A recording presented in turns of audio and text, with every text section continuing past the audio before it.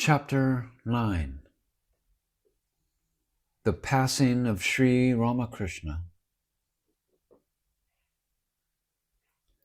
A precept which the Holy Mother used to emphasize greatly was that one should learn how to adjust oneself to time and circumstances, for therein lies the secret of peace and happiness in life. She herself was the living embodiment of this saying.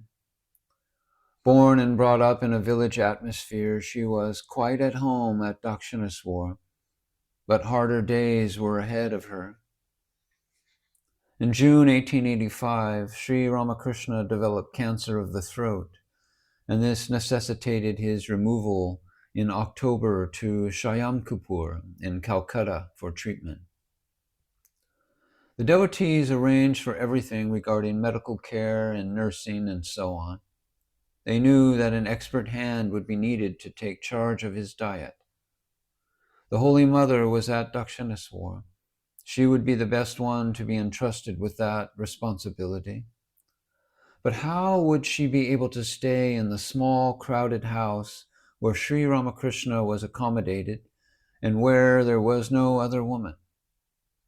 This was their misgiving. When the proposal reached her, however, she at once came to Shyamkupur to do the best she could for the Master. A small shed on the terrace of the second story was allotted to her, where she would stay during the day and far into the night.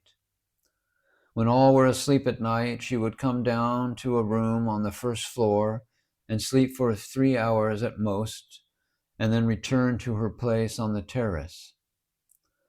When it was necessary to feed or otherwise attend on Sri Ramakrishna, she would come to him.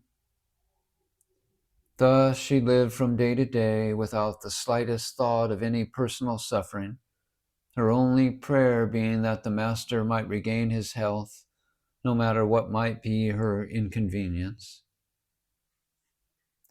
As there was no sign of improvement in his illness, Sri Ramakrishna was shifted to the Kasapur in December 1885. The Holy Mother also accompanied him there and occupied herself day and night in attending to his needs. The young disciples also sacrificed all other thoughts and were doing their utmost to save the life of their beloved Master. The prolonged illness of Sri Ramakrishna had a great deal to do with the building up of the future Ramakrishna Brotherhood. For while serving the Master in that hour of distress, the young disciples felt the bond of love growing among them all the more strongly. If that is true, it ensured also the place of Sarada Devi in the future order. The young disciples, the future builders of the Ramakrishna Order, though they had little opportunity of talking with her, began to look upon Sarada Devi as their own mother, and their reverence for her was equaled only by that for the Master. Sri Ramakrishna was sinking. The Holy Mother got some premonition that the end was near. Still, she was hoping against hope that the disease might be arrested and the Master might recover.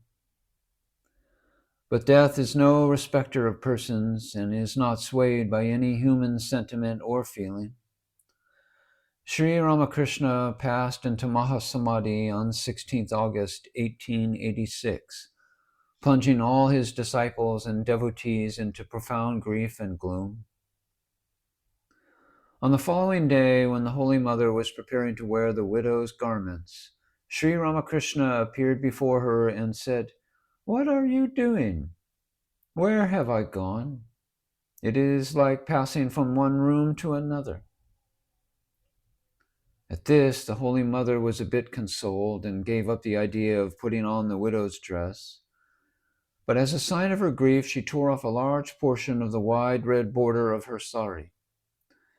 Afterwards, she attempted once or twice to remove the gold ornaments she had on her hands, but every time she was prevented by the appearance of Sri Ramakrishna before her. The last time she attempted this was at Kamarkapur.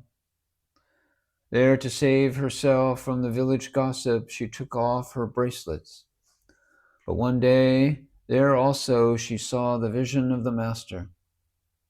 At this experience, she shook off all fear of public criticism, and henceforth she wore the simple bracelets on her hands and used a narrow bordered cloth for her wearing apparel.